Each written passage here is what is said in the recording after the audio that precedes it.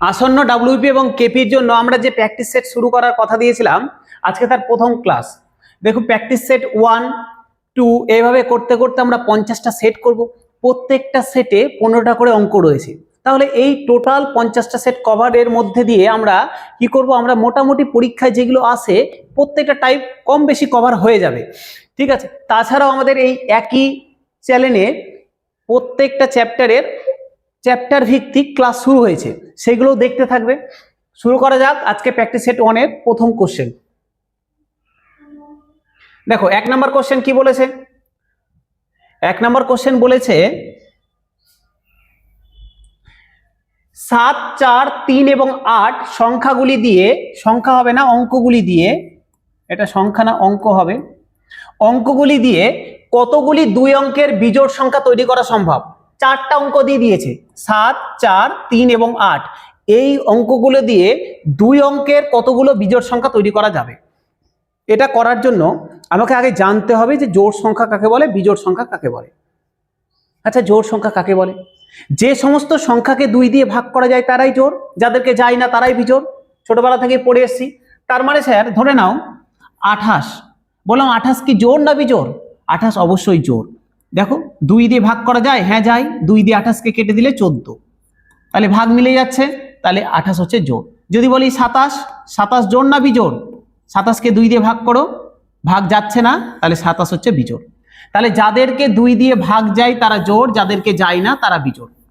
তার মানে দেখো তো, যে সমস্ত জোড় সংখ্যা হবে, মাথায় রাখবে, যে সমস্ত জোড় সংখ্যা হবে তাদের শেষ অঙ্ক মানে একক অঙ্কে অবশ্যই 0, 2 বা 4 বা 6 বা 8 থাকবে। কি কি বললাম? যারা জোড় সংখ্যা হবে তাদের একক স্থানীয় অঙ্কে হয় 0 থাকবে, নাহলে 2 থাকবে, নাহলে 4 থাকবে, না হলে 6 থাকবে, না হলে 8 থাকবে। এদেরকে তো 2 দিয়ে ভাগ যায়। ঠিক আছে, দশক স্থানে যা ইচ্ছা থাকতে পারে, কিন্তু একক স্থানে এই কটাই থাকবে। এগুলো হচ্ছে জোড়ের, এগুলো হচ্ছে জোড় সংখ্যার জন্য। আর তাহলে বিজোড়ের জন্য বাকিগুলো তাহলে বিজোড়ে থাকবে। যদি বিজোড় হয় তাহলে তার একক স্থানীয় অঙ্ক হয় 1 হবে, না হলে 3 হবে, না হলে 5 হবে, 7 হবে, 9 হবে। একক স্থানীয় অঙ্ক যদি 1 থাকে বা 3 থাকে বা 5 থাকে বা 7 থাকে বা 9 থাকে তাহলে তারা বিজোড় সংখ্যা। যদি জোড় থাকে তাহলে এগুলো থাকবে, বিজোড় থাকলে এগুলো থাকবে। ঠিক আছে, এবার আমরা কোশ্চেনে আসি।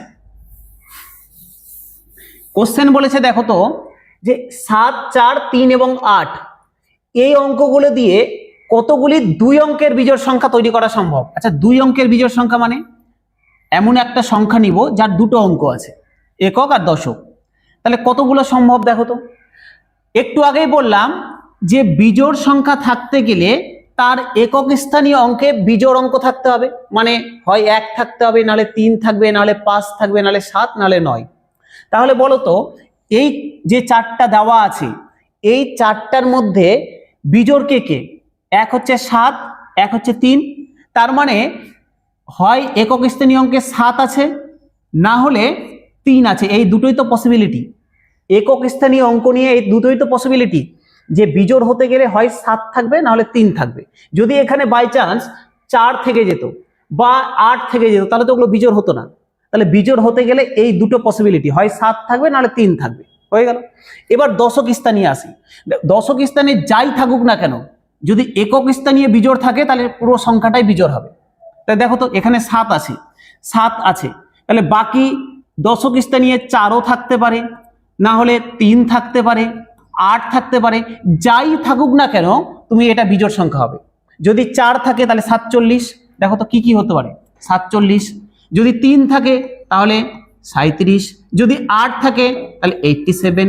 তাহলে এই 3টাই বিজোড় সংখ্যা। শেষ অঙ্ক একক অঙ্কে 7 দিয়ে দিলাম। তার আগে বাকি যে 3টা সংখ্যা আছে, 3টা যে অঙ্ক আছে, 3টা অঙ্কের যে কোনো একটা থাকলে ওটা বিজোড় হবে।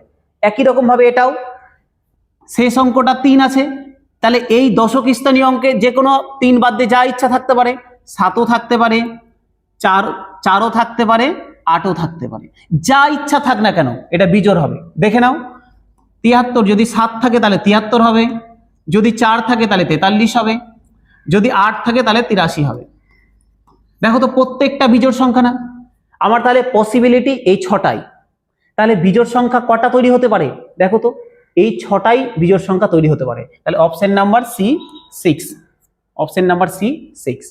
ঠিক আছে, আর কোনো পসিবিলিটি আছে? আর কোনো পসিবিলিটি নেই, এই 6টাই বিজোড় সংখ্যা তৈরি হতে পারে। তাহলে স্যার আমি পরীক্ষা হলে কি করবো? পরীক্ষা হলে কি এতগুলো বের করবো যে এভাবে 47, 37 এভাবে বের করবো না।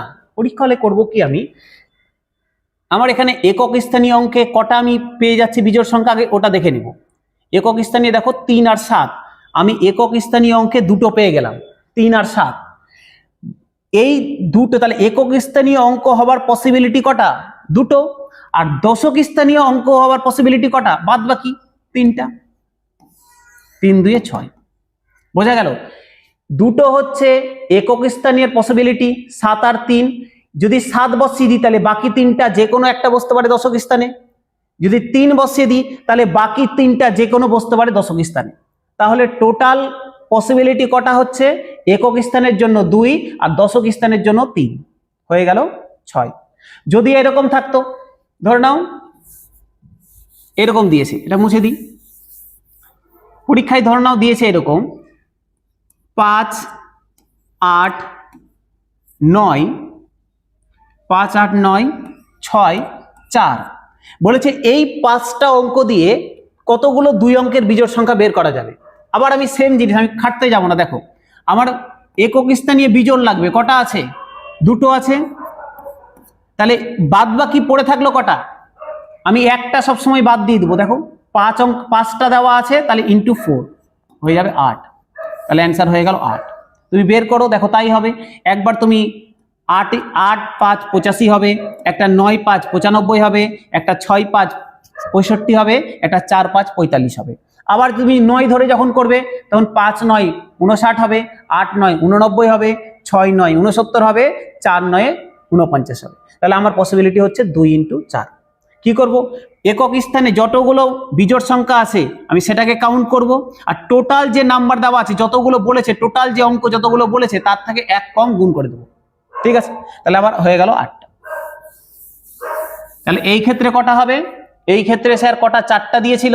একক স্থানে কটা আছে? 1 আর 2 দুটো আছে, আর একটা 4টা থেকে 1 বাদ দিলে 3, তাহলে 3 × 2 করলে 6, তাহলে অপশন সি হয়ে গেল 6। ঠিক আছে, চলে আসি পরের অঙ্কে। দেখো 2 নম্বর অঙ্কে আসে, কি বলেছে স্যার? যদি xy + 7y = 84 হয় এবং x + 7 = 3 হয়, তাহলে y = কত? একদম পাতি অঙ্ক। দেখো xy + 7y = বলেছে 84। আচ্ছা, এখান থেকে দেখেই বুঝতে পারছো না y কমন যাবে, তাহলে আমি yটাকে কমন টেনে নিলাম। কি পড়ে থাকলো? x পড়ে থাকলো, প্লাস আছে 7 আছে, 7 পড়ে থাকলো, সমান 84। আচ্ছা দেখো তো, x + 7 এর ভ্যালু দিয়ে দিয়েছে কোশ্চেনে 3, x + 7 এর ভ্যালু 3, তাহলে আমি এই x + 7 এর জায়গাতে 3 বসাতে পারি না? তাহলে আমার হয়ে গেল y × 3 সমান 84। ঠিক আছে, x + 7 এর জায়গাতে 3 বসিয়ে দিলাম। দেখো 3টা এদিকে গুণ আছে, ওইদিকে গেলে ভাগ হয়ে যাবে, তাহলে y সমান 84/3। 3 দিয়ে কেটে দিলাম, 3 2 6, 3 8 24, তাহলে আমার অ্যান্সার হয়ে গেল 28। তাহলে y এর ভ্যালু কত? 28। আমাকে কি বের করতে দিয়েছে? y এর ভ্যালু। y এর ভ্যালু কত? 28, option number D. Option D হয়ে গেল 28। ঠিক আছে, বোঝা গেল? চলে আসি 3 নাম্বার অঙ্কে।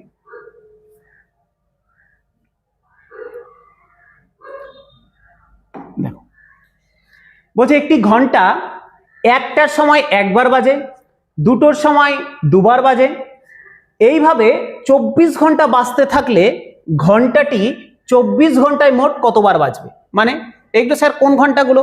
এগুলো দেখবে মেয়েদের রুমগুলোতে থাকে ঘন্টা, পেন্ডুলাম যুক্ত ঘন্টা। 1টা বাজবে, 1বার টাং করে বাজলো, 2টোর সময় 2বার টাং টাং, 3বার টান টানা টান, এইভাবে বাজতে থাকে। তো স্যার এইভাবে বাজতে বাজতে বাজতে বাজতে বলছে তাহলে 24 ঘন্টাতে, মানে সারা দিনে, একটা টোটাল দিন রাত মিলে 24 ঘন্টাতে কয়বার বাজবে? দেখো তো, বোঝা গেল কোশ্চেন? অঙ্কে আসি। 1টার সময় 1বার বেজেছে, 2টার সময় 2বার বেজেছে, 3টার সময় 3বার বাজবে, 4টার সময় 4 বার বাজবে। এইভাবে চলতে চলতে তাহলে 24টা যখন বাজে তখন 24 বার বাজবে। এইভাবে চলতে চলতে 24টার সময় 24 বার বাজবে না, ঘড়িতে তো 24টা হবে না, ঘড়িতে 24টা হবে না, আমরা নর্মাল ঘড়ির কথা বলছি। তার মানে আমার ঘড়িতে কি হয় 1 থেকে 12 আবার 1 থেকে 12, এমন তো হয় না 1 থেকে 24 গোটা দিন শেষ, 1 থেকে 12 আবার 1 থেকে 12, তাহলে স্যার 24 তো হবে না।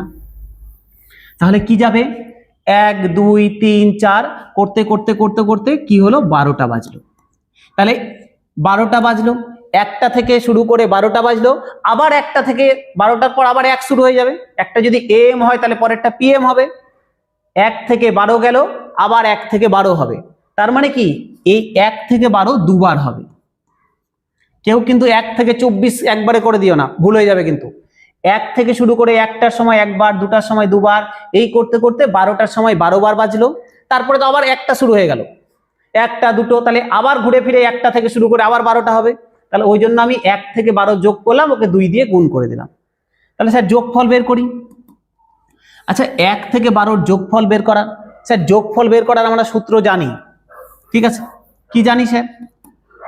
এখন তো স্যার আর ডিটেলসে করছি না, এখন একদম ডিরেক্ট সূত্রতে চলে আসি। দেখো 1 থেকে 12 এরকম স্যার ন্যাচারাল নাম্বার যদি দেওয়া থাকে, প্রাকৃতিক সংখ্যা যদি পর পর দেওয়া থাকে, তার যে সূত্র, তার যোগফল বের করার যে সূত্র, সেটা হচ্ছে n into a plus l by 2, n into a plus l by 2, ঠিক আছে। আচ্ছা n into a plus l by 2 মানে কি স্যার? n মানে কি? n মানে হচ্ছে কয়টা সংখ্যা আছে, 1 থেকে 12 পর্যন্ত কটা সংখ্যা আছে, 1 থেকে 12 পর্যন্ত কটা সংখ্যা আছে? 12টা। যদি বলতো 1 থেকে 24 পর্যন্ত কটা সংখ্যা আছে? 24টা। আমার যদি না বুঝতে পারো কটা সংখ্যা আছে, তাহলে নিয়ম হচ্ছে n বের করার নিয়ম হচ্ছে শেষ সংখ্যা থেকে প্রথম সংখ্যা বাদ দিয়ে দিবে, তার সাথে 1 যোগ করে দিবে। দেখো 12 থেকে 1 বাদ দিলে 11, তার সাথে 1 যোগ করে দিলাম, হয়ে গেল 12, ঠিক আছে। তাহলে n সমান 12। যদি তোমাকে দিত এরকম, সাপোজ ধরে নাও দিল 5 থেকে, তোমাকে বললো 5 থেকে শুরু করে 12 পর্যন্ত কটা সংখ্যা আছে, তুমি এখানে 1 থেকে 12 ছিল, বুঝে গেলে স্যার 12টা সংখ্যা। কিন্তু যদি বলে 5 থেকে 12 পর্যন্ত কটা সংখ্যা আছে, তাহলে কারো মনে হবে 7টা, কারো মনে হবে 8টা। আমি দেখে নিই কটা। নিয়ম কি বলছে? শেষ সংখ্যা থেকে প্রথম সংখ্যা বাদ, তার সাথে 1 যোগ। তাহলে 12 থেকে 5 বাদ দিলে 7, 7-এর সাথে 1 যোগ করে দিলে 8। তাহলে 5 থেকে 12 পর্যন্ত 8টা সংখ্যা আছে। বোঝা গেল? এটা হচ্ছে n। এই ক্ষেত্রে n তো বোঝা যাচ্ছে, এই ক্ষেত্রে n তো বোঝা যাচ্ছে, অসুবিধা নেই। তাহলে n মানে কি বোঝা গেল স্যার? কটা সংখ্যা আছে। তাহলে 1 থেকে 12 পর্যন্ত কটা সংখ্যা আছে? 12টা। a মানে কি? a মানে হচ্ছে প্রথম সংখ্যা। তাহলে স্যার আমি এখানে লিখে দিচ্ছি n মানে কয়টি সংখ্যা আছে। আচ্ছা a মানে হচ্ছে প্রথম সংখ্যা, ফার্স্ট, প্রথম সংখ্যা। l মানে হচ্ছে শেষ সংখ্যা, l মানে হচ্ছে শেষ সংখ্যা, ঠিক আছে। এবার আমরা করতে পারবো না, দেখো তো সব যোগফল বের করতে পারবো না। n মানে কি? 12। a মানে প্রথম সংখ্যা কত? 1। l মানে কি? শেষ সংখ্যা কত? 12, ডিভাইডেড বাই 2, হয়ে গেল। তাহলে আমার 1 থেকে 12 পর্যন্ত সংখ্যার যোগফল আমি বের করে নিলাম, 12 ইন্টু 1 প্লাস 12 ভাগ 2, ইন্টু দেখো একটা 2 আছে, তাহলে ইন্টু 2 বসিয়ে দিলাম, 2 2 কেটে গেল, তাহলে 12 ইন্টু 12 যোগ 1 13, 12-র সাথে 13 গুণ করলে কত হবে? 120, 3 12 36, 156। তাহলে টোটালে কতবার বাজবে ঘন্টাটা? 156 বার বাজবে। অপশন নাম্বার এ 156, ঠিক আছে। কি করলাম আরেকবার বলি। বলছে ঘন্টাটা 1টার সময় 1 বার বাজে, 2টার সময় 2 বার বাজে, 3টার সময় 3 বার বাজে, 4টার সময় 4 বার বাজে, এই করতে করতে 12টার সময় 12 বার বাজবে, ঠিক আছে। তাহলে যদি 12টার সময় 12 বার বাজে, তাহলে একটা দিনে দুবার 12টা, 1 থেকে 12 দুবার আসবে তো। একবার যদি আমি রাত থেকে হিসাব শুরু করি, রাত 1টা থেকে শুরু করলাম, তাহলে রাত 1টা থেকে দুপুর 12টা হলো, একবার কভার হয়ে গেল। আবার দুপুর 1টা থেকে রাত 12টা, তাহলে টোটাল সার্কেলটা দুবার আসবে, ওই জন্য আমি 2 দিয়ে গুণ করলাম। 1 থেকে 12 পর্যন্ত যোগফল বের করলাম। যোগফল বের করার সূত্র হচ্ছে n into a plus l by 2। n মানে কি? কয়টা সংখ্যা আছে। a মানে কি? প্রথম সংখ্যা। l মানে কি? শেষ সংখ্যা। বাই 2 মানে সূত্রের 2। তাহলে এখানে n এর মান হয়ে গেল 12, প্রথম সংখ্যা হয়ে গেল 1, শেষ সংখ্যা হয়ে গেল 12 ডিভাইডেড বাই 2 ইন্টু একটা 2 ছিল ইন্টু 2, 2 কেটে গেল, 12 ইন্টু 13, 12 ইন্টু 13 করলে 156। ঠিক আছে, চলে আসি আমরা 4 নম্বর অঙ্কে।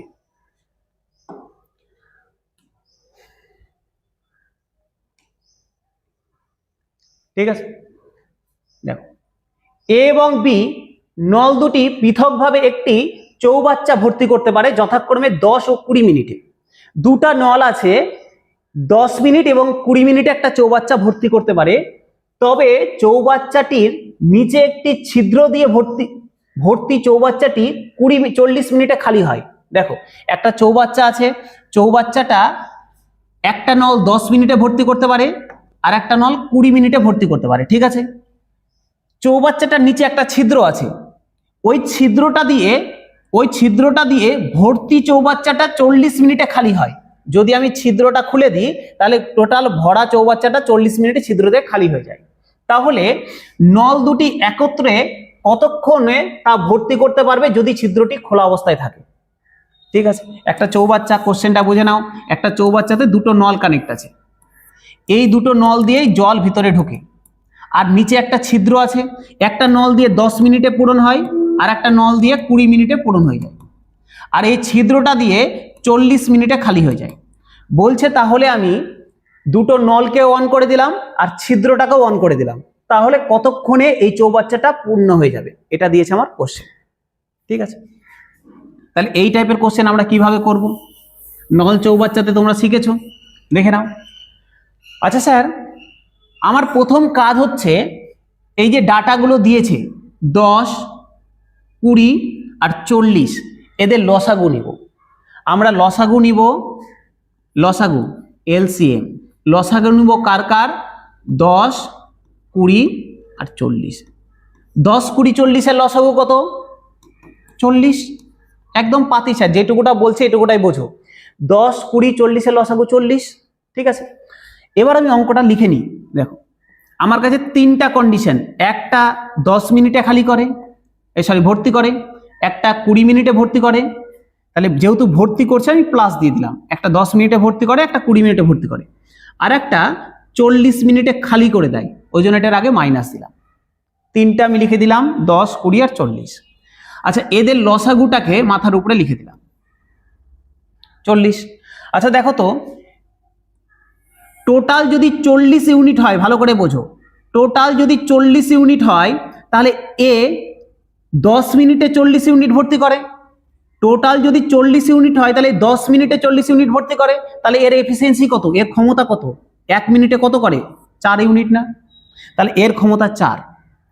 কি পাতি, 40 দিয়ে 10কে ভাগ করলাম, 4 হলো। 10 মিনিটে যদি 40 ইউনিট কাজ করে তাহলে 1 মিনিটে কত করবে? 4। এটা দিয়ে এটাকে ভাগ করে দিলাম, 4 হয়ে গেল। একই রকম ভাবে এ 20 মিনিটে করে 40 ইউনিট, তাহলে এর ক্ষমতা কত?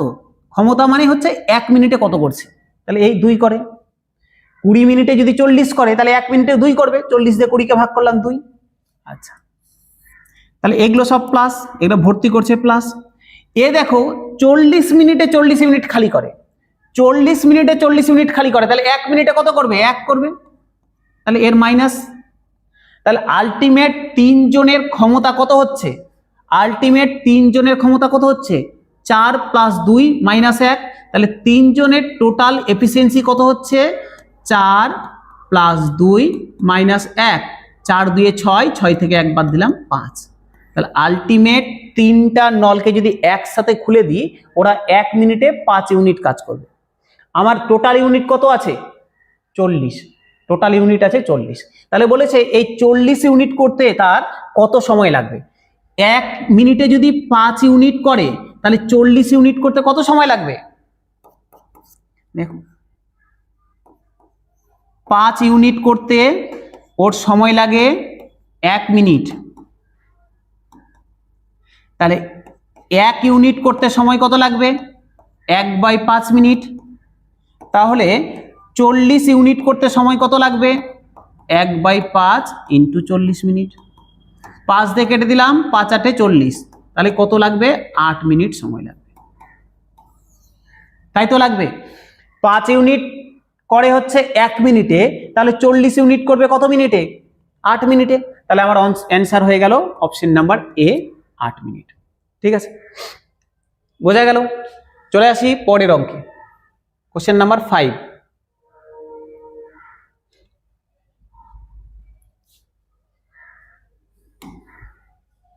দেখো বলছে 5 অঙ্কের বৃহত্তম সংখ্যা যা 324 দ্বারা সম্পূর্ণরূপে বিভাজ্য। নিচে 4টা অপশন দেওয়া আছে, বলছে এই 4টা অপশনের মধ্যে 5 অঙ্কের সব থেকে বড় সংখ্যা কোনটা যেটা 324 দ্বারা সম্পূর্ণরূপে বিভাজ্য। তাহলে কি করব স্যার, এই টাইপের অঙ্ক 5 অঙ্কের বৃহত্তম সংখ্যা বের করতে হবে। আচ্ছা দেখো তো 5 অঙ্কের, বলো তো 5 অঙ্কের আমাদের বৃহত্তম সংখ্যা কোনটা? ফার্স্ট কাজ, 5 অঙ্কের বৃহত্তম সংখ্যা কোনটা স্যার? 5টা নয়। সবাই জানি তো 5 অঙ্কের বৃহত্তম সংখ্যা 5টা নয়। যদি বলতো 4 অঙ্কের বৃহত্তম সংখ্যা 4টা নয় হতো, 6 অঙ্কের বললে 6টা নয় হতো। বলেছে এর ঠিক কাছাকাছি, এর ঠিক এই সংখ্যাটা তো আর 324 দ্বারা বিভাজ্য নয়, তাহলে এর ঠিক কাছাকাছি কোন সংখ্যাটা 324 দ্বারা বিভাজ্য এটা বের করতে দিয়েছে। তাহলে আমি করব কি, এই 5 অঙ্কের বৃহত্তম সংখ্যাকে 324 দিয়ে ভাগ করে দেব। ঠিক আছে, দেখো 324 দিয়ে ভাগ করে দিচ্ছি 5টা 9কে। কত বারে যাবে? 3 24 72, 900, তাহলে 3 বারে যাবে। 3 দিয়ে গুণ করলাম, 3 24 হয়ে গেল 72, 9 হয়ে গেল। তাহলে কত হলো? 7। 9 থেকে 7 বাদ দিলাম 2, ঠিক আছে 27। এটা 9 নামিয়ে দিলাম, 279। ভাগ যাচ্ছে না, তাহলে এখানে একটা 0 নিলাম আর একটা 9 নামিয়ে দিলাম। ঠিক আছে, কতবারে যাবে দেখো তো, কতবারে যাবে স্যার? 8 দিয়ে যদি দিই, 9 দিয়ে দিলে 3 9 27, 9 দিয়ে তো হবে না, 8 দিয়ে দিলে হয়ে যাবে। 8 দিয়ে দিই, দেখো 8 দিয়ে দিলে 4 8 32, 2 হাতে থাকলো 3, 8 2 16, 16 3 19, 9 হাতে থাকলো 1, 3 8 24 আর 1 25, তাহলে 25। বাদ দিই, 9 থেকে 7 বাদ দিলে, সরি 9 থেকে 2 বাদ দিলে 7, 9 থেকে 9 বাদ দিলাম 0, 7 থেকে 5 বাদ দিলাম 2, তাহলে 207 থেকে গেল অবশিষ্ট। 207 থেকে গেল অবশিষ্ট। আচ্ছা দেখো তো 207 যদি ভাগশেষ থাকে তার মানেটা কি? মানেটা এটা না যে এখান থেকে যদি 207 কম থাকতো তাহলে ভাগটা মিলে যেত, এটার থেকে যদি 207 কম থাকতো তাহলে ভাগটা মিলে যেত। তাহলে আমাকে এটার দ্বারা বিভাজ্য সংখ্যাটা কত হবে? এটা মাইনাস 207 হবে। এটা থেকে যদি 207 কম থাকতো তাহলে ভাগটা মিলে যেত। তাহলে আমার অ্যান্সার কি হবে? এই 5টা 9, এটা থেকে আমি 207কে বাদ দিয়ে দেব। তাহলে আমার অ্যান্সার হয়ে গেল 999, 5টা 9 মাইনাস 207। দেখো 9 থেকে 7 বাদ দিলাম 2, 9 থেকে 0 বাদ দিলাম 9, 9 থেকে 2 বাদ দিলাম 7 আর দুটো 9 বসে গেল। 99792, 99792 কোথায় আছে স্যার? 99729 দেখে নিই আরেকবার, ভুল হলো কিনা। 99729 একবার দেখে নিই স্যার। 324 দিয়ে ভাগ করলাম 3কে, 3 দিয়ে যদি হয় 3 4 12, 12 3 24 72, 72 আর 9 972 হয়ে গেল।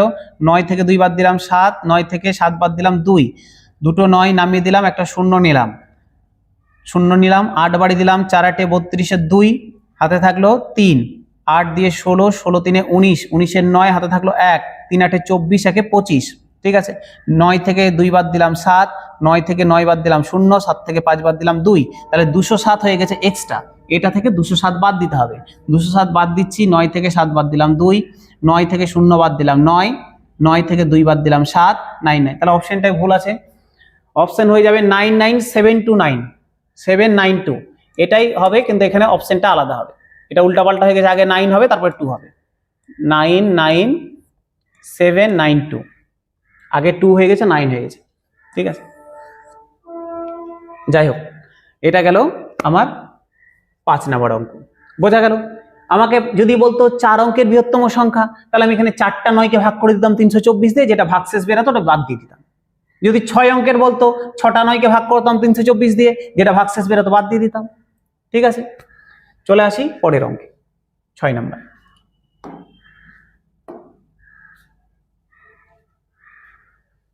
দেখো কি বলেছে, বলছে এ এর 2/3 সমান বি এর 75% সমান সি এর 0.6 হয়, তাহলে এ অনুপাত বি অনুপাত সি সমান কত? এ এর কত? 2/3, তাহলে এ ইন্টু 2/3 সমান বি এর 75%, মানে বি ইন্টু 75/100 সমান সি এর 0.6, তাহলে সি ইন্টু 0.6। এটা সমান বলে দিয়েছে, আমাকে বের করতে হবে A:B:C। দেখি স্যার, এটা মানে 2a/3, 75 100, 25 দিয়ে কেটে দিলাম, 3 25 75, 4 25 100, ঠিক আছে। 0.6 আছে, পয়েন্ট উঠিয়ে দিলাম, নিচে 1 হয়ে গেল, পয়েন্টের পরে একটা সংখ্যা আছে, একটা শূন্য হয়ে গেল, কেটে দিলাম স্যার 2 দিয়ে, 3 হলো, 2 দিয়ে কাটলাম 5 হলো, তাহলে দাঁড়ালো 2a/3 সমান 3b/4 সমান 3c/5। দেখো আমার পেয়ে গেছি 2a/3 সমান 3b/4 সমান 3c/5। আমাকে কি বের করতে হবে? বের করতে হবে a অনুপাত b অনুপাত c সমান কত। এটাই তো বের করতে হবে। নিয়ম আমরা জানি, অনুপাত সমানুপাত চ্যাপ্টারে আমাদের পড়ানো আছে বা তোমরাও জানো। কি স্যার? এরকম যদি থাকে a অনুপাত b অনুপাত c সমান কি হবে? ওপরে যারা আছে, ওপরে যারা গুণ অবস্থায় আছে, সহগ অবস্থায় আছে ABC, তাদের লসাগু দিয়ে নিচে গুণ করে দিবে।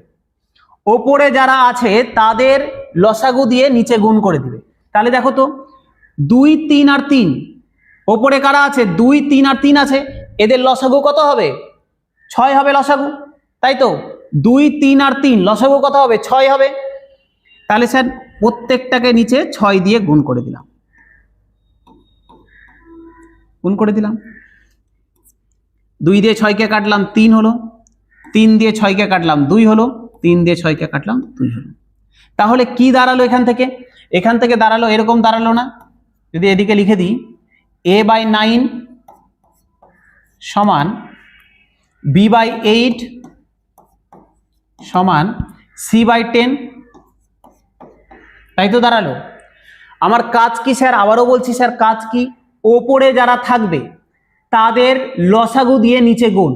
2 3 আর 3 এর লসাগু 6, প্রত্যেকটাকে নিচে 6 দিয়ে গুণ। নিচে স্যার, নিচে 6 দিয়ে গুণ। তাহলে 2 এর সাথে 6 কাটলো 3 হলো, 3 এর সাথে 6 কাটলো 2 হলো, 3 এর সাথে 6 কাটলো 2 হলো। তাহলে হয়ে গেল a/9 সমান b/8 সমান c/10। তাহলে A:B:C সমান কি হবে? নিচে যারা পড়ে থাকে সেইগুলোই অনুপাত হয়। তাহলে A:B:C সমান হয়ে গেল 9 অনুপাত 8 অনুপাত 10। A অনুপাত B অনুপাত C সমান হয়ে গেল 9 অনুপাত 8 অনুপাত 10। দেখো অপশন, অপশন নাম্বার ডি, 9 অনুপাত 8 অনুপাত 10। ঠিক আছে, বোঝা গেল? চলে আসি 7 নাম্বার অঙ্কে।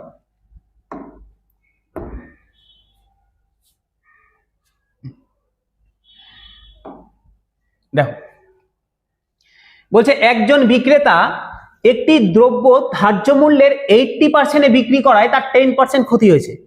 ওর যা ধার্য মূল্য মানে মার্কেট প্রাইস, যা লিখিত দাম আছে, তার 80% দামে বিক্রি করেছে, যার জন্য 10% ক্ষতি হয়েছে। ভালো কথা। তিনি ধার্য মূল্যের 95% দ্রব্যে বিক্রি করলে, দ্রব্যটি বিক্রি করলে তার শতকরা লাভ কত হতো? বলছে যেটা লেখা আছে তার 80% দামে আমি বিক্রি যদি করি, আমার 10% ক্ষতি হয়। তাহলে লিখিত দামের 95% দামে আমি বিক্রি করলে আমার লাভ কতটা হবে? তাহলে দেখো তো, আমি ধরে নিলাম ওর মার্কেট প্রাইস বা লিখিত মূল্য 100 টাকা, 100 টাকা লেখা ছিল। তাহলে আমি বিক্রি করেছি, আমার সেলিং প্রাইস কত? আমি বিক্রি করেছি কত? 80% দামে। 100 টাকা লেখা থাকলে আমি 80 টাকায় বিক্রি করেছি না? এসপি মানে স্যার সেলিং প্রাইস, বিক্রি দাম, মার্কেট প্রাইস বা লিখিত দাম। ঠিক আছে, লেখা ছিল 100 টাকা, বিক্রি করেছি আমি 80 টাকায়। 80 টাকায় বিক্রি করেছি, 80% দামে বিক্রি করেছি, মানে 80 টাকায় বিক্রি করেছি। এটা করতে গিয়ে আমার লস হয়ে গেছে কত? লস হয়ে গেছে 10%। আচ্ছা স্যার 10% মানে 1/10 না? 1/10 তো লস হয়েছে, মাইনাস। লস মানে কি স্যার? মাইনাস।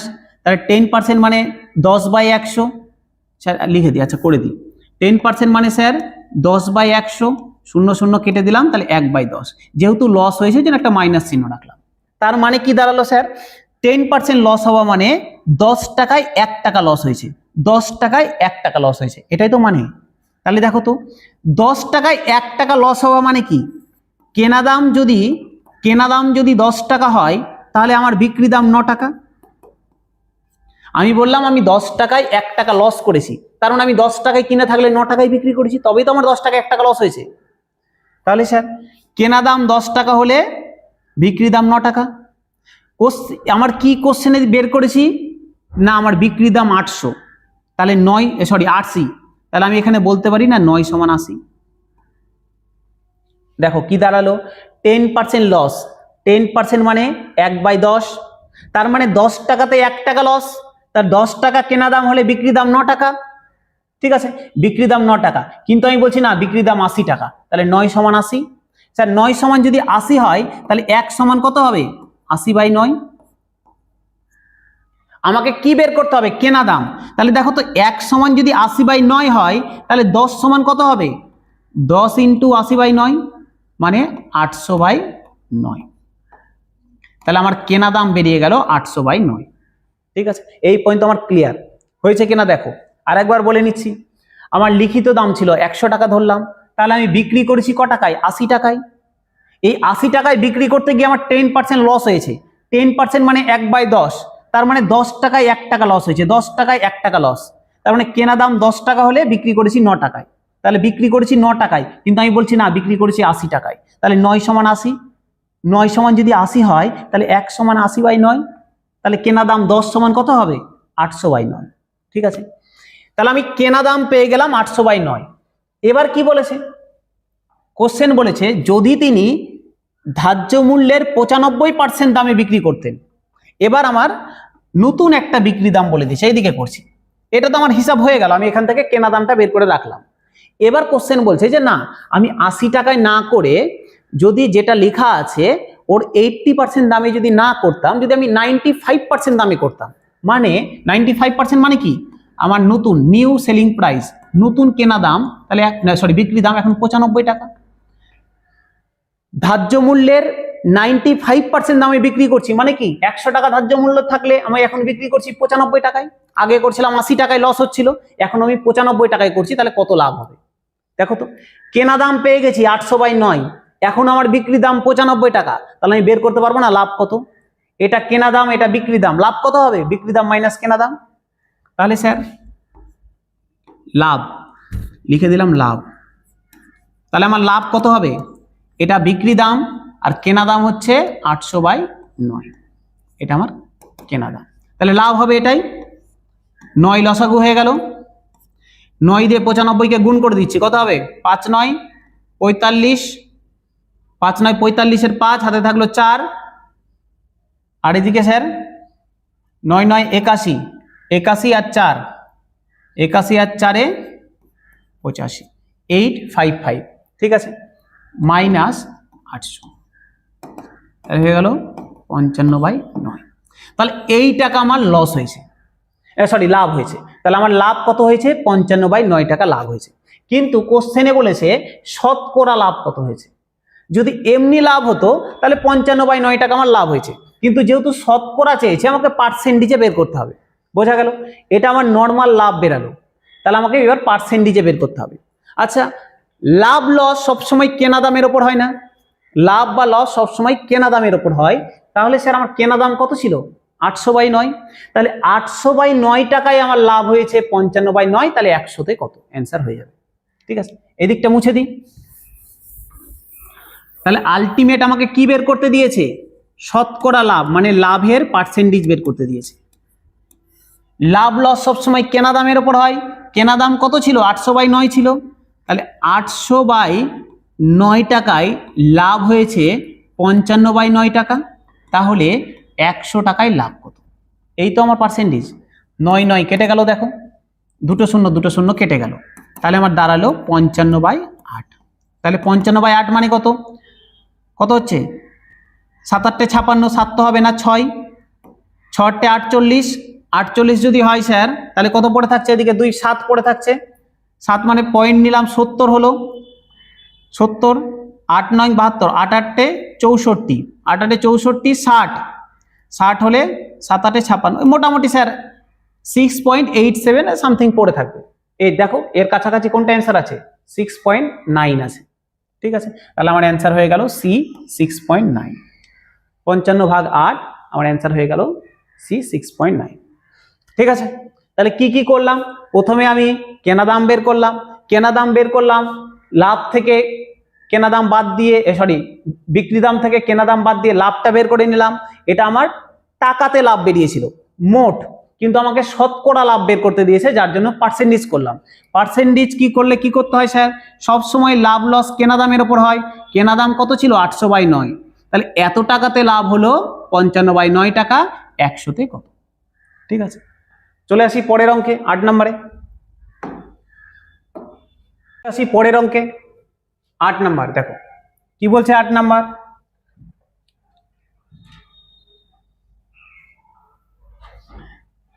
বলছে পি অনুপাত কিউ অনুপাত আর সমান 1:2:4 হলে P square plus Q square plus √পি square plus Q square plus R square value কত। স্যার এই অঙ্কটা একটু ডাটা মিস্টেক হয়েছে, একটু লিখে নেবে, এটা 5p স্কোয়ার হবে, √5p square plus Q square plus R স্কোয়ারের ভ্যালু কত। ঠিক আছে, আচ্ছা দেখো পি অনুপাত কিউ অনুপাত আর সমান দিয়ে দিয়েছে 1:2:4। আমি এখান থেকে বলতে পারি না স্যার পি সমান 1 × কে, আমি একটা ধ্রুবক নিলাম। একই রকম ভাবে কিউ সমান 2:কে, আর সমান 4:কে, আমি বলতে পারি তো পি সমান 1k, কিউ সমান 2k, আর সমান 4k। ঠিক আছে, এবার আমি এখানে মানটা বসিয়ে দিই। দেখো তো বের করতে দিয়েছে 5p square plus Q square plus R স্কোয়ারের ভ্যালু কত। আচ্ছা, যেখানে পি 1k মানে কত, 1 × কে করলে তো কেই হবে, তাহলে পি এর জায়গাতে আমি কে বসিয়ে দিব। তাহলে দেখো 5 × পি এর জায়গাতে কে বসিয়ে দিলাম, তাহলে 5k স্কোয়ার প্লাস কিউ এর ভ্যালু কত 2k, তাহলে 2k তার স্কোয়ার, আর এর ভ্যালু কত 4k, তাহলে 4k তার স্কোয়ার। তাহলে কি দাঁড়াচ্ছে 5k স্কোয়ার প্লাস 2 এর স্কোয়ার করলে 4, কে এর স্কোয়ার করলে কে স্কোয়ার প্লাস 4 এর স্কোয়ার করলে 16, কে স্কোয়ার করলে কে স্কোয়ার। তাহলে দাঁড়ালো 16 4 20, 20 আর 5 25, 25 কে স্কোয়ার, তাই তো 5k square plus 4k square plus 16k square, 16 4 20, 5 25k square. তাহলে 25-এর যদি রুট করি, 25-এর রুট করলে 5 হবে, আর কে স্কোয়ারের রুট করলে কে হবে।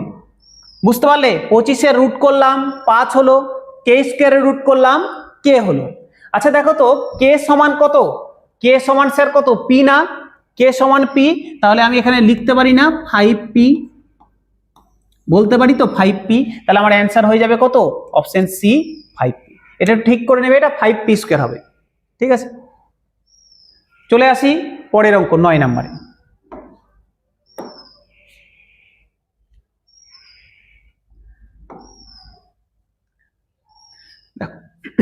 বলছে এক ব্যক্তির আগের তুলনায় 25% বেতন কম পান, তাহলে আগের বেতনে ফিরে আনতে কত বৃদ্ধি করতে হবে। আমি একজন ব্যক্তি বলছে ও আগে যা বেতন পেত তার থেকে 25% বেতন কম পাচ্ছে এখন, তাহলে এখনকার বেতন থেকে আবার যদি তাকে আগের বেতনে ফিরে যেতে হয় তাহলে কত পার্সেন্ট বেতন বৃদ্ধি করাতে হবে। দেখো তো প্রথমে আমি ধরে নিলাম ওর আগে বেতন ছিল 100, তাহলে এখন কত হবে, বর্তমানে বেতন কত ওর 25% বেতন কমে গেছে, তার মানে এখন বেতন 75, তাই তো আগে ছিল 100, 25% বেতন 25% কমে গেছে, 25% কমে গেছে, তাহলে এখন বর্তমানে 75। এবার বলছে ওকে যদি আগের অবস্থায় ফিরে আসতে হয় তাহলে কত বৃদ্ধি করাতে হবে, ওকে দেখো তো 25 টাকা বাড়াতে হবে না, এখন ওর 75 টাকা বেতন, ও আগে পেত 100 টাকা, ওকে যদি আগের অবস্থায় ফিরে আসতে হয় তাহলে 25 টাকা বাড়াতে হবে, কিন্তু আমাকে পার্সেন্টেজে বের করতে দিয়েছে, তাহলে 75-এ বাড়াতে হবে 25, তাহলে 100-তে কত, তাহলে কত পার্সেন্ট বৃদ্ধি করাতে হবে? কত পার্সেন্ট বৃদ্ধি করাতে হবে? ওকে বৃদ্ধি করাতে হবে 75 টাকায়, ওকে বৃদ্ধি করাতে হবে 25 টাকা। তাহলে 100 টাকায় কত? 25 দিয়ে 75কে কেটে দিলাম 3, হয়ে গেল 100/3। তাহলে 100/3 মানে কত? 33.1/3%। তাহলে এত পার্সেন্ট ওকে বেতন বৃদ্ধি করতে হবে। বোঝা গেল? এই অঙ্কটাই আমরা আরেকভাবে করব। বুঝতে পারলে স্যার? এইভাবে আগে দেখে নাও।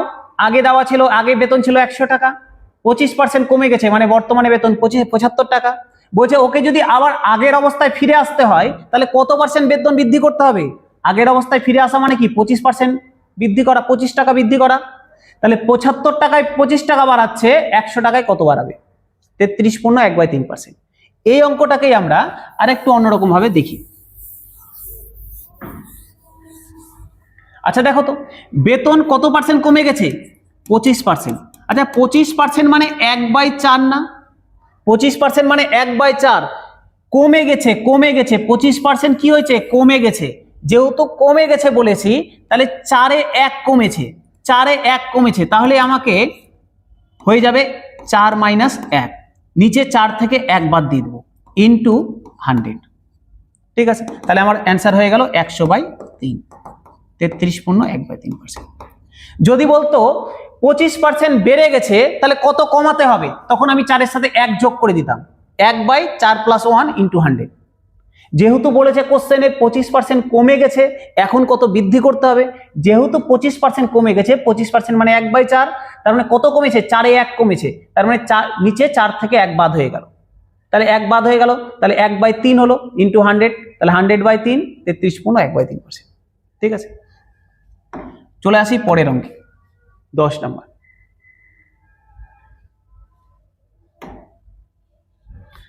36 লিটার একটি, কত নম্বর? সরি 10 নম্বর হবে, 10-এ আসি। বলছে একটি সমবাহু ত্রিভুজ এবিসিতে এবি বাহুর মধ্যবিন্দু ডি এবং এসি বাহুর মধ্যবিন্দু ই হয়, তাহলে ত্রিভুজ এবিসি এর ক্ষেত্রফল অনুপাত ত্রিভুজ এডি এর ক্ষেত্রফল কত? ছবিটা আঁকি। বলছে একটা সমবাহু ত্রিভুজ আছে এবিসি,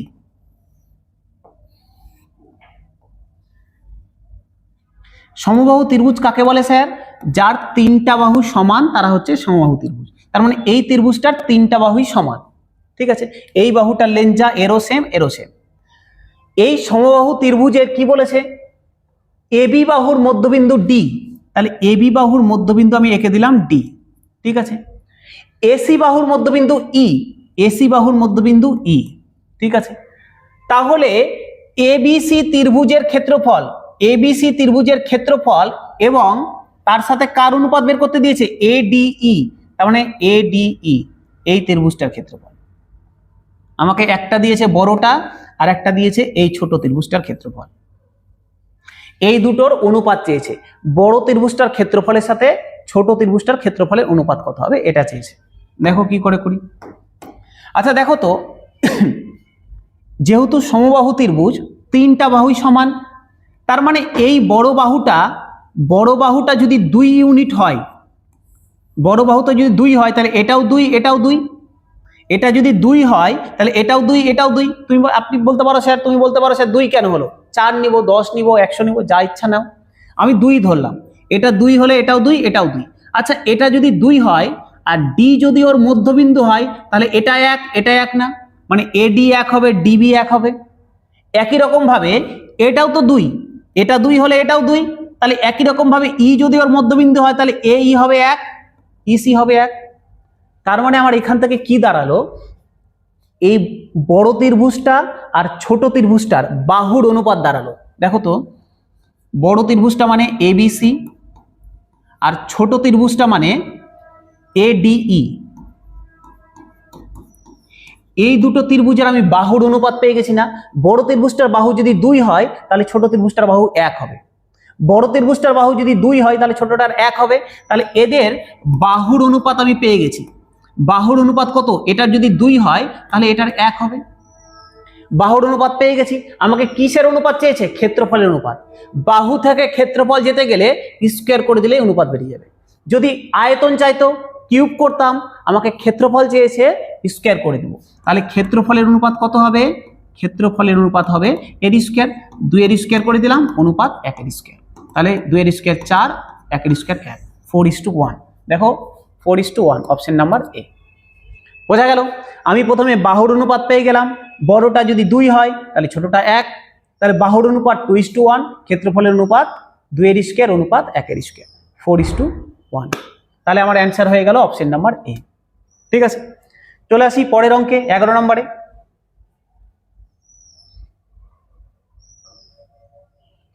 দেখো 36 লিটার একটা মিশ্রণে দুধ জল অনুপাত 3:1, মিশ্রণে 35 লিটার দুধ যোগ করা হলে নতুন মিশ্রণে দুধ জলের অনুপাত কত হবে? একটা 36 লিটারের মিশ্রণ আছে, এই মিশ্রণে দুধ জল অনুপাত দিয়ে দিয়েছে 3:1, মিশ্রণে বলছে আরো 15 লিটার দুধ যোগ করা হলো, তাহলে নতুন মিশ্রণে দুধ জল অনুপাত কত হবে? একটা মিশ্রণ আছে দুধ জলের, দুধ আর জলের, কি অনুপাত স্যার? অনুপাত দিয়ে দিয়েছে 3:1, তার মানে 3 একক যদি দুধ থাকে তাহলে 1 একক জল আছে। দেখো তো, টোটাল যদি 4 ইউনিট থাকে তার মধ্যে 3 ইউনিট দুধ, 1 ইউনিট জল, তার মানে টোটাল যদি 4 ইউনিট থাকে, 3 + 1 4, টোটাল যদি 4 থাকে তার মধ্যে 3 দুধ 1 জল। আমার কোশ্চেনে বলেছে না টোটাল আছে 36, তাহলে আমি বলতে পারি না 4 = 36। 4 = 36 মানে কত গুণ করেছি? 9 গুণ। 1 = 9, তাহলে 1 সমান যদি 9 হয় তাহলে 3 সমান কত হবে? 3 × 9 27, 1 সমান কত হবে? 1 × 9 9। তাহলে 36 লিটারের মধ্যে দুধ কতটা আছে? 27 লিটার, জল কতটা আছে? 9 লিটার। বোঝা গেল? আবার বলছি, কোশ্চেনে দুধ আর জলের অনুপাত দিয়ে দিয়েছে কত? 3:1, তাহলে 3 আর 1 যোগ করলাম 4 হলো। টোটাল যদি 4 ইউনিট মিশ্রণ থাকে তার মধ্যে 3 ইউনিট দুধ আছে, 1 ইউনিট জল আছে, টোটাল 4 ইউনিট। কিন্তু কোশ্চেন বলেছে না 36 লিটার, তাহলে আমি বলতে পারি না 4 = 36। 4 = 36 হলে কত গুণ করলে 36 হয়? 4 এর সাথে 9 গুণ করলে।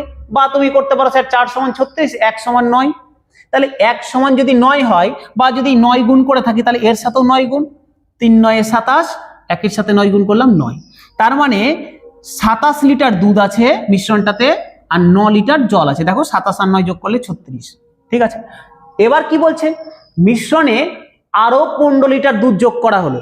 27 তো ছিলই, এর সাথে আরো 15 লিটার দুধ যোগ করে দিলাম, তাহলে এখন দুধ কতটা হয়ে গেল? 27 আর 15, 7 × 5 = 12, 2 হাতে থাকে 1, 2 × 1 = 3, 1 × 4, তাহলে এখন দুধ হয়ে গেল 42 লিটার। জল তো 9ই আছে, তাহলে নতুন অনুপাত কত হবে? 42 অনুপাত 9 হবে না? তাহলে আমাদের এখন নতুন অনুপাত কত হলো? এখানে আমি লিখে দিই, তাহলে আমার এখন অনুপাত কত দাঁড়ালো? দুধ অনুপাত জল কত দাঁড়ালো? দুধ হচ্ছে 42, জল হচ্ছে 9। দেখো 3 দিয়ে কেটে যাবে, 3 দিয়ে কাটলাম, 3 × 14 = 42, 3 দিয়ে কাটলাম 3, তাহলে আমার অনুপাত হলো 14:3। তাহলে অ্যান্সার হয়ে গেল 14:3। দেখো 14:3, অপশন নাম্বার এ। ঠিক আছে, বোঝা গেল স্যার? চলে আসি পরের অঙ্কে, 12 নম্বরে। এটা করে নাও, চলে আসি 12 নম্বরে।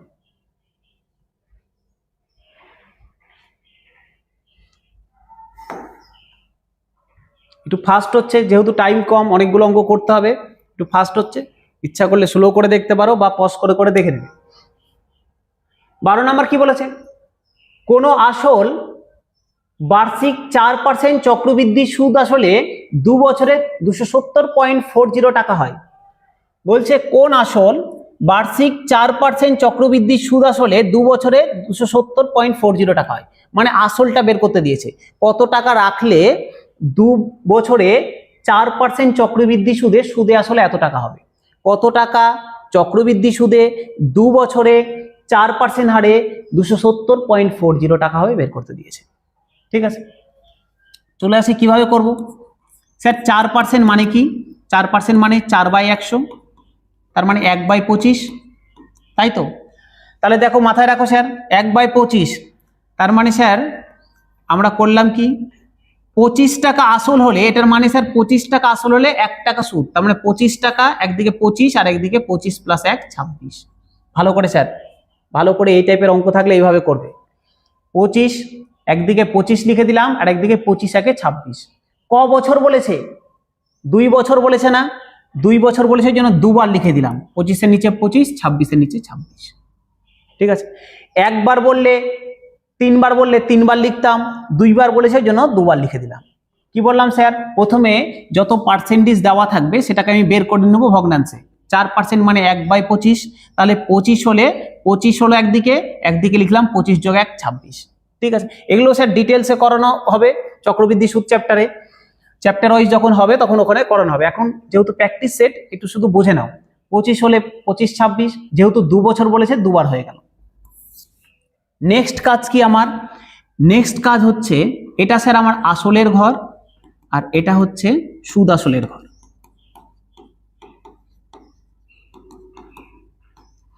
পঁচিশ ইন্টু 25, আমার কাজ হচ্ছে এগুলোকে গুণ করে দেওয়া, এর সাথে এটা গুণ, এর সাথে এটা গুণ। 25 25 গুণ করলে 625, 26 26 গুণ করলে 676। তাহলে দেখো তো, আসল যদি 625 টাকা হয় তাহলে সুদে আসলে 676 টাকা হয়েছে না? আসল যদি 625 টাকা রেখে থাকি তাহলে সুদে আসলে 676 টাকা হয়েছে। তাহলে সুদ ক টাকা পেয়েছি? এটা থেকে এটা বাদ। 625 টাকা রেখেছিলাম ব্যাংকে, ব্যাংক দিচ্ছে 676 টাকা, আমি সুদ কত পাচ্ছি? 676 মাইনাস 625 করলে কত হবে? 50 51। তাহলে এই 51 টাকা হচ্ছে আমার সুদ। 51 টাকা হচ্ছে আমার সুদ। আমাকে কি বের করতে দিয়েছে? আমাকে তো সুদের গল্প বলেনি, আমাকে বলেছে সুদ আসল বলে দিয়েছে। সুদ আসল বলে দিয়েছে, আমাকে আসল বের করতে হবে। তাহলে তো স্যার গল্পই নাই। দেখো আমাকে তো সোজা, আমাকে তাহলে আর এটা বের করতেও হবে না, আমার 51 বের করার দরকার নেই, কারণ আমার সুদের চাইনি। আমাকে কোশ্চেন দেখো, আমার বলছে আসল যদি 625 হয়, সুদ আসল হচ্ছে 676। কোশ্চেনে বলেছে না, সুদ আসল 270.40। তাহলে আমি এখান থেকে বলতে পারি না 676 টাকা এটা সমান 270.40। তাহলে এটা সমান যদি এটা হয়, তাহলে 1 সমান কত? 1 সমান 270.40 বাই 676 এটা। তাহলে 625 আসল মানে কি? 625। তাহলে 625 সমান কত? 270.40 বাই 676 ইন্টু 625। ঠিক আছে, দেখো কাটাকাটি করি। পয়েন্ট ছিল, পয়েন্ট উঠিয়ে দিলাম, 1 হয়ে গেল। পয়েন্টের পরে দুটো সংখ্যা, দুটো শূন্য বসিয়ে দিলাম। 25 দিয়ে কেটে দিলাম, 4 25 100, 25 দিয়ে কাটলাম, 25 25 625। ঠিক আছে, আচ্ছা 4 দিয়ে কেটে দিই, 4 দিয়ে কেটে দিলাম, 4 6 24, 4 6 24। আচ্ছা থাকলো 3 30, 4 সাথে 28, 28 2 থাকলো 24, 4 6 24 0। তাহলে হয়ে গেল 6760 বাই, দেখো তো 6760 আর নিচে হচ্ছে 676, এটাতে দেখো তো ডিরেক্ট কেটে দিলাম, 10 হয়ে গেল। তাহলে আবার কত বেরালো? 10 ইন্টু 25 250। আসল কত? তাহলে 250 টাকা। তাহলে অপশন নাম্বার কত? দেখো অপশন নাম্বার বি 250। কিছু নাই স্যার, কি বলেছে? 4% চক্রবৃদ্ধি সুদ। কত পার্সেন্ট? 4%। 4% মানে 4/100 মানে 1/25। তাহলে আমার আসল 25 হলে সুদ আসল 25 প্লাস 1 26। যেহেতু 2 বছর বলেছে আমি দুবার লিখলাম, 25 এর নিচে আরেকবার 25, 26 এর নিচে আরেকবার 26। যদি এই অঙ্কটায় 3 বছর বলতো তাহলে এখানে আরেকটা 25 লিখতাম, এখানে আরেকটা 26 লিখতাম। এই দুটোর গুণ করলাম 625, এই দুটোর গুণ করলাম 676। তাহলে আসল যদি 625 টাকা হয় তাহলে সুদ আসল কত হবে? 676 টাকা হবে। কোশ্চেনে কি বলেছে? সুদ আসল 270.40 টাকা। তাহলে এই 676 সমান 270.40, 1 সমান কত আর আসল সমান কত? আসল মানে কত? 625। আমাকে তো আসলই বের করতে দিয়েছে। 625 সমান কত? কাটাকাটি করলাম, 250 বেরালো। ঠিক আছে, হয়ে গেল 12 নম্বর অঙ্ক। চলে আসি 13 নম্বরে।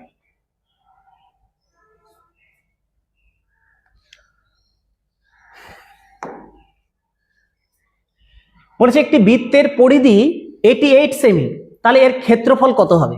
একটা বৃত্তের পরিধি বলে দিয়েছে, ক্ষেত্রফল জানতে চেয়েছে।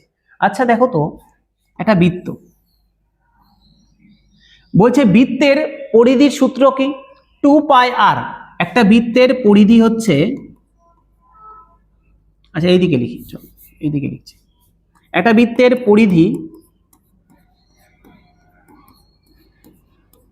পরিধি সমান 2πr। এই চিহ্নটার নাম পাই চিহ্ন, ঠিক আছে। আর ক্ষেত্রফল,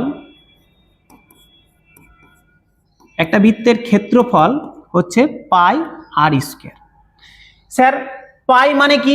পাই মানে 22/7। আর মানে কি? আর মানে ব্যাসার্ধ।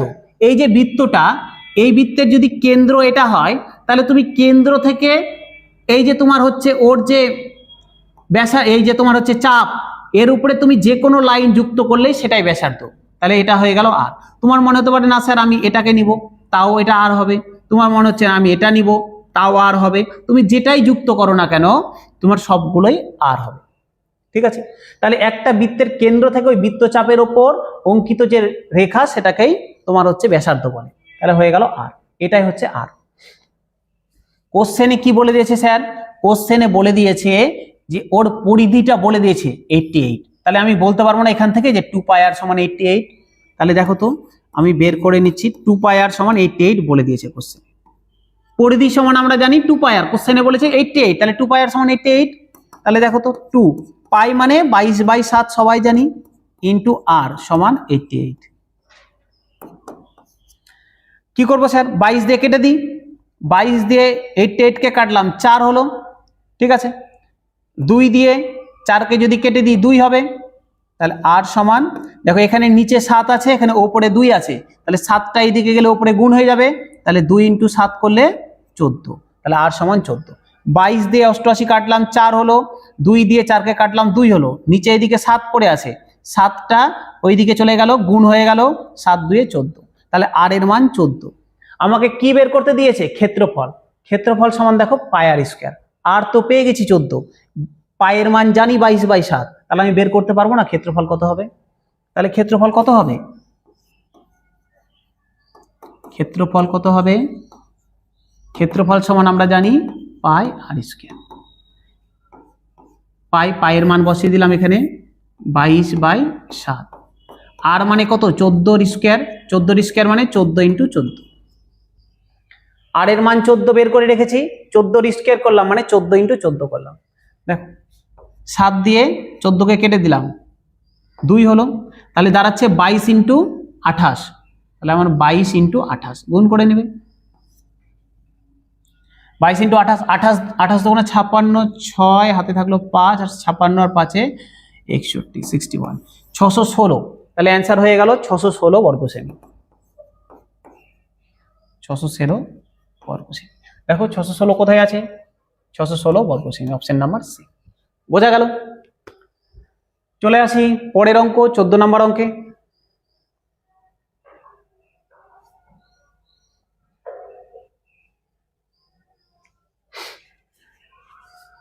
দেখো বলছে একটি টিভি সেট বিক্রির সময় দুবার যথাক্রমে 20% এবং 15% ছাড় দেওয়া হয়। একটা টিভি বিক্রি করছে দোকানদার, দুবার ছাড় দিয়েছে, একবার 20% দিল, আবার 15% দিল।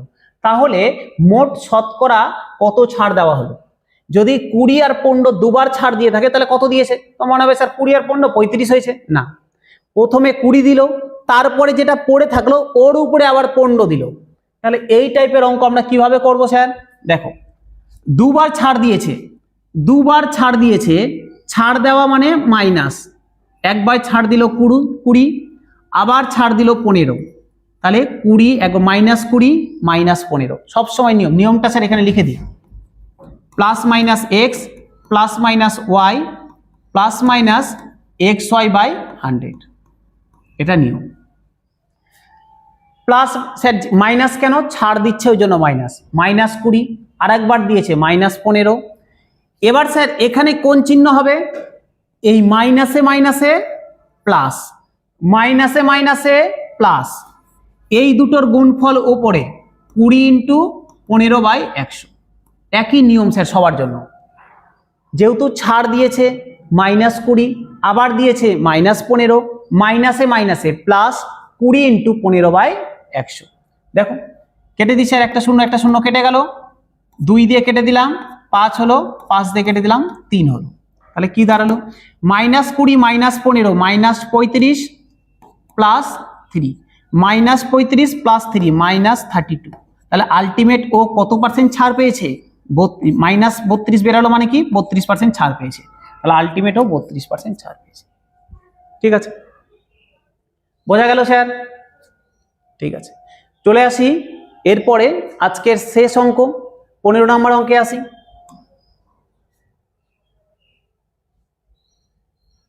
দেখো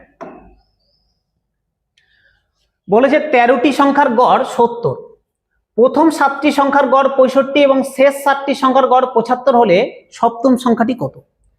13টা সংখ্যার গড় বলে দিয়েছে 70, 13টা সংখ্যাতে ধরে নাও 13টা সংখ্যা আছে এখানে, 1 2 3 4 5 6 7 8 9 10 11 12 13। এর মধ্যে প্রথম 7টা 1 2 3 4 5 6 7, প্রথম 7টার গড়, প্রথমে আগে 13টার গড় বলে দিয়েছে, 13টার গড় বলে দিয়েছে 70 করে।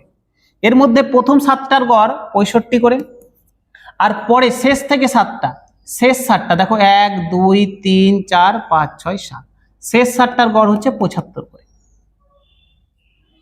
আচ্ছা দেখো তো, যখন আমি প্রথম 7টা নিলাম তাও 1 থেকে 7 পর্যন্ত আসলো, এই 7 পর্যন্ত আসলো, এটা 15, এটা 1।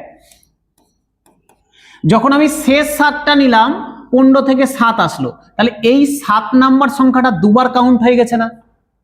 একবার প্রথম থেকে নিয়েছি তখনও 7 এসছে, শেষ থেকে 7টা নিয়েছি তাও 7 এসছে। তাহলে আমি দেখো তো 13টা সংখ্যার গড় 70, তাহলে আমি 13টা সংখ্যার টোটাল কত হবে, 70 × 13, এটা হয়ে গেল 13টা সংখ্যার টোটাল। আবার যদি আমি এই যে এই 7টা সংখ্যার গড়, প্রথম 7টা সংখ্যার গড় 65, তাহলে এর টোটাল কত হবে 65 × 7, শেষ 7টার গড় হচ্ছে 75, তাহলে টোটাল কত হবে 75 × 7। তাহলে এখান থেকে একটা টোটাল পাবো, এখান থেকে একটা টোটাল পাবো, এই দুটোকে যোগ করলে আমি 14টা সংখ্যার টোটাল পেয়ে যাব না? এই 14টার মধ্যে এই 7 নাম্বার সংখ্যাটা দুবার আছে, তাহলে এই 14টার যোগফল থেকে এই 13টা সংখ্যার গড় 70, তাহলে এখান থেকে 13টা সংখ্যার টোটাল পেয়ে গেছি, তাহলে এইটা বাদ দিলে 7 নাম্বার সংখ্যাটা পেয়ে যাব না আমরা? এই দুটোর যোগফল থেকে আমি যদি 13 × 70 বাদ দিয়ে দিই তাহলে আমি 7 নাম্বার সংখ্যাটা পেয়ে যাব। কিন্তু সমস্যা কি, এইভাবে করলে অঙ্কটা বড় হয়ে যাবে, একবার এটা গুণ করতে হবে, আবার এটা গুণ করতে হবে, আবার এটা 13 দিয়ে 70কে গুণ করে আবার বিয়োগ করতে হবে, তাই অঙ্কটা বড় হয়ে যাবে। আমরা এইভাবে করব না, আমরা একটু শর্টকাটে আসি। ঠিক আছে, এটা মুছে দিলাম, চাইলে এভাবে করতে পারো, বড় হয়ে যাবে, কোনো দরকার নেই, চলে আসো। আচ্ছা দেখো তো, আমি কোশ্চেনে বলেছে 13টি সংখ্যার গড় 70, তার মধ্যে প্রথম 7টির গড় 65, শেষ 7টির গড় 75, তাহলে সপ্তম সংখ্যাটা বের করতে দিয়েছে। আমি ধরে নিলাম যে 7 নাম্বার সংখ্যাটাও 70, যেহেতু আলটিমেট ফাইনালি 13টা সংখ্যার গড় 70 করেছিল, আমি ধরে নিলাম 7 নাম্বার সংখ্যাটাও 70। এবার আমি এটা ধরে নেওয়ার জন্য আমি কি কম বা কি বেশি লিখেছি এটাই আমাকে দেখতে হবে। দেখো 7 নাম্বার সংখ্যাটা আমি 70 ধরেছি। আচ্ছা বলো তো, প্রথম 7টা সংখ্যার গড় কত ছিল, 65 ছিল না? তাহলে কত করে কম আছে 70-এর থেকে? 5 করে কম আছে। প্রথম 7টা সংখ্যা 5 করে কম আছে, তাহলে টোটালে 5 × 7 = 35 কম আছে। ভালো করে বোঝো, আমি 70 ধরে নিয়েছি, 7 নাম্বার সংখ্যাটা ধরে নিয়েছি 70, এবার আমি বের করতে যাচ্ছি কত কম বা বেশি আছে, সেটাকে এর সাথে অ্যাডজাস্ট করব। প্রথম 7টা সংখ্যা 5 করে, প্রথম 7টা সংখ্যা 65 গড়, তার মানে 5 করে কম আছে, তাহলে 7টা সংখ্যা টোটালে কত, 5 × 7 = 35 কম আছে। ভালো কথা। পরের 7টা মানে শেষ 7টার গড় দেখো 75 করে, এটা দেখো তো আবার 5 করে বেশি আছে না? শেষ 7টা দেখো 5 করে বেশি আছে, কটা সংখ্যা, 7টা সংখ্যা, তাহলে টোটালে কত বেশি আছে, 5 × 7 = 35 বেশি আছে। তাহলে এই যে বেশি বা কম যেটা হলো, এটাই আলটিমেট 13টা সংখ্যার মধ্যে ডিভাইড হবে, এটাই বেশি বা কমটা 13টা সংখ্যার মধ্যে ডিভাইড হবে। ঠিক আছে, তাহলে দেখি কি হচ্ছে। 5 × 7 = 35, 5 × 7 = 35, -35 + 35 কেটে গেল, আলটিমেট 0 পড়ে থাকলো, তার মানে আমার অ্যান্সার 70 হয়ে গেল। এটা আমার 35 মিলে গেছে। কোনো ক্ষেত্রে এমন হতে পারত যে এখানে 35 কম হয়েছে, এখানে হয়তো 100 হয়ে গেছে, +100, তাহলে 100 থেকে 35 বাদ দিয়ে দেবো, কত দাঁড়াবে, 65 দাঁড়াবে। তখন 65কে 13 দিয়ে ভাগ করে দেবো, 5 × 65, তাহলে 5 বেরালো, তাহলে প্রত্যেকটার সাথে 5 যোগ মানে 75 হয়ে যাবে অ্যান্সার। বুঝতে পারলে? ধরে নাও কোনো কারণে একটা কথার কথা বলছি, এখানে ধরো 100 বেরালো সাপোজ, তাহলে আমি প্রথম 5টাতে ধরে নাও 35 কম আছে, পরের 7টাতে 100 বেশি আছে, তাহলে আলটিমেট আমার কত টিকলো? 100 থেকে 35 বাদ আমার টিকলো হচ্ছে গিয়ে 65। 65 ভাগ 13, এই 65টাই টোটাল 13টা সংখ্যার মধ্যে ডিভাইড হচ্ছে, তাহলে 13 করে দিলাম 5, তাহলে 70 প্লাস 5 75 হয়ে যেত। যদি এরকম হতো ধরো না এটা 100 বেরালো মাইনাস 100 কম আছে, আর এটা ধরে নাও 35 বেশি আছে পরের তিনটা, তাহলে আমার এখানে কত দিত? -65 আসতো, -65 আসতো, তাহলে 5 কম হয়ে যেত, তখন 70 মাইনাস 5, তাহলে অ্যান্সার হয়ে যেত 65। ঠিক আছে, তাহলে আলটিমেট কি করবে স্যার? এই যে যেটা ফাইনাল একদম সবার একসাথে গড় বলেছে, আমি ধরে নিলাম 7 নাম্বার সংখ্যাটাও 70 আছে। ঠিক আছে, এবার প্রথম 7টা সংখ্যার গড় 65 বলেছে, তার মানে এই 70 থেকে 65 কত কম? 5 করে কম। 70 থেকে 65 কত কম? 5 করে কম। তাহলে যদি 5 করে কম হয়, তাহলে 7টা সংখ্যা 5 × 7 35 কম। আবার শেষ 7টা সংখ্যা 75 গড়, ওরা 70 থেকে কত করে বেশি? 5 করে বেশি। কটা সংখ্যা আছে? 7টা সংখ্যা, তাহলে এতটা বেশি। এই যোগ বিয়োগ করে যেটা হবে, এই টোটালটাই ডিভাইড হবে 13টা সংখ্যার মধ্যে, ডিভাইডেড বাই 13। আমার এখানে কপাল ভালো, 35 কেটে 0/13 মানে 0ই দাঁড়াচ্ছে, সেই জন্য 70ই অ্যান্সার হয়ে গেল। তাহলে গড় কত দাঁড়ালো? 70। Option number B 70। ঠিক আছে, এই ছিল আমাদের আজকের প্রথম সেট। প্রথম সেটে আমরা 15টা অঙ্ক কভার করলাম। আবার আমরা সেকেন্ড সেটে আসবো, প্র্যাকটিস সেট। দেখতে থাকো, যদি ভালো লাগে অবশ্যই সাবস্ক্রাইব এবং শেয়ার করে দিবে। ঠিক আছে, চলো আজকে এই পর্যন্তই থাক।